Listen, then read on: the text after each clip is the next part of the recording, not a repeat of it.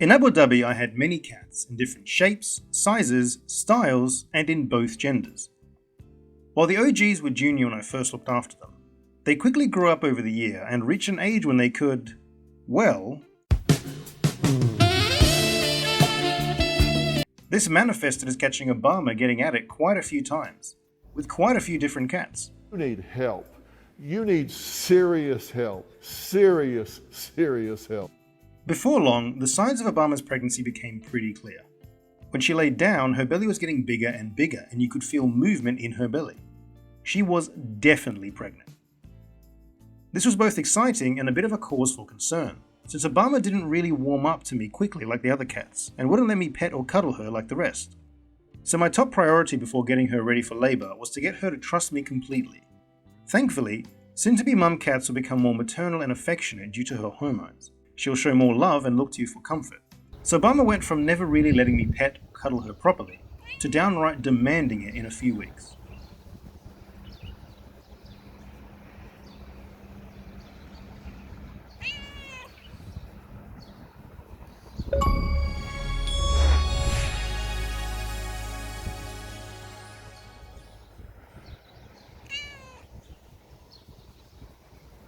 With that done, the matter of nests became a priority.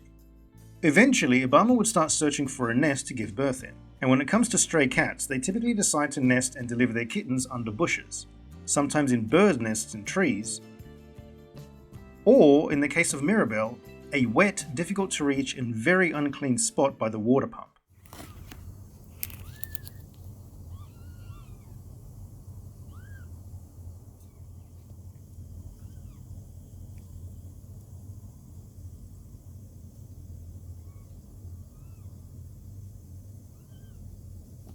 This was a pretty stressful situation, since I needed to make accommodation that felt safe, private, and inviting to Obama, so she would pick a nest that I had control over and could monitor. But every time I did, my other cats would just claim it, and I can't exactly be mad at them since, they're cats.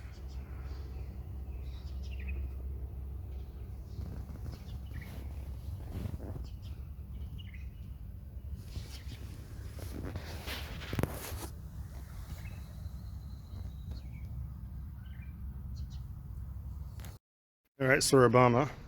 Babies are definitely still in there. And I can feel the little unborn kitties. Oh my god, I can feel them. Finish the thing, they don't really like it. They hated the lid on. So I've tried to put it without the lid. It's just a little nest. Just amplifying our options. So best, second best, and probably where she will give birth. Eventually I settled on a nest off Amazon that had good ventilation and a sturdy design. Basically this thing, I have a tile, it's wrapped up in plastic so this thing can't blow away, and then I wrapped it up in a towel so it doesn't get too cold in the kitten's feet. I've got a blue towel, a white towel, and then this other towel here is like a little blanket area. And this entire thing is going to be covered with this beach towel with the white side facing outwards as sort of heat protection. I elevated it on a platform to keep bugs and critters away, and spent a few weeks routinely feeding and then manually placing Obama in the nest until she got more and more comfortable with staying in. Thankfully, it worked, because 2 weeks shy from her delivery, Obama would spend more and more time in the nest getting ready for labour.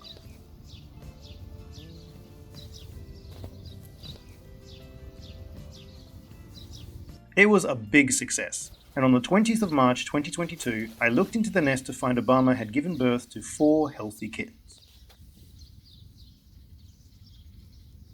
They were so adorable, it was impossible to describe.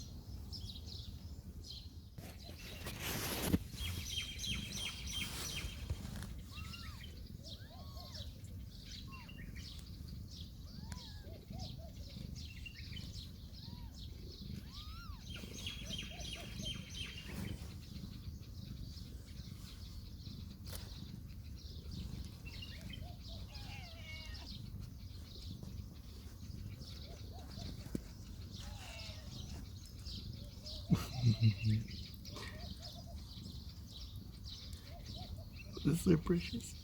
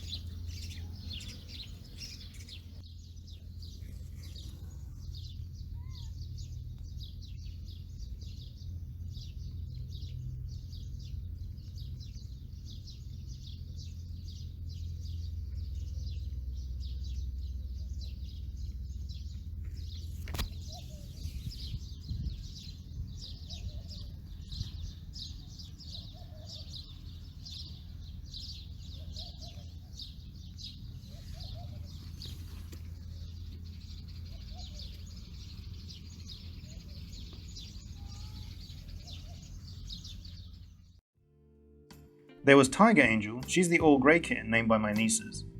Dr. Cookies, she's the white one with brown spots. Mr. Munchkin, he's the half-black, half-white one. And Captain Bluebell, she's the mostly grey one. They were so tiny it was unbelievable. He's so fluffy, I'm gonna die! Days after their birth, my now fiancée, Sarah Jane, arrived in the UAE to spend the break with me. The night before we were on our way to Dubai to see the Dubai Expo, we heard loud, sudden and aggressive barking that lasted for no more than 15 seconds in the middle of the night. It sounded somewhat far away and didn't follow any fearful meowing or hissing, so I didn't really think much of it at the time. Alright, so we were going to go feed the kittens, especially Obama, so you can see they're eating, but for some reason Obama's missing and 3 of the 4 babies are missing, leaving only 1. So where the hell could they go? We quickly took Tiger Angel inside, where Sarah Jane tried to keep her warm and find places where we could find kitten formula, assuming Obama would be back to nurse. At the same time, I looked everywhere for Obama and the other kittens, even going as far as reading tracks left in the sand around the property. So there's some big paws, probably a dog.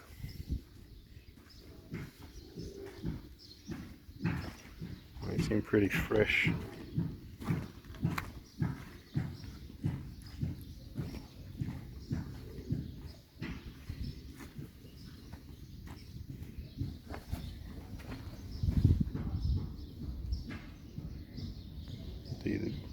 They continue this way. So there has been a dog here.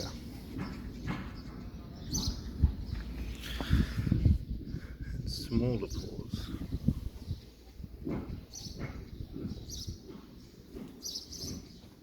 Needless to say, we put our plans to see the Dubai Expo on hold while we spent hours deciding how we'll take care of Tiger Angel. Part of the problem for us was that the 26th of March was a Saturday, and most places, especially those that sell kitten formula, were closed. And for kittens, they must be fed every 2 hours to meet their nutritional needs. And Tiger Angel was easily past that point. She must have been starving. Thankfully, Abu Dhabi's Falcon Animal Hospital had an emergency after-hours service, where they could take in abandoned kittens and place them in the care of a nursing mama cat. And if our little Tiger Angel gets rejected by the mama cat, she'll be bottle-fed every 2 hours. Sounded like a perfect solution. So we booked a taxi and got Tiger Angel ready for a first ever car journey at just 6 days old. But not before we got our kisses and cuddles in. Look how tiny she was. She was so itty bitty it was unreal. Unless you've held a 6-day-old kitten, you really can't appreciate how small they are. It's unbelievable.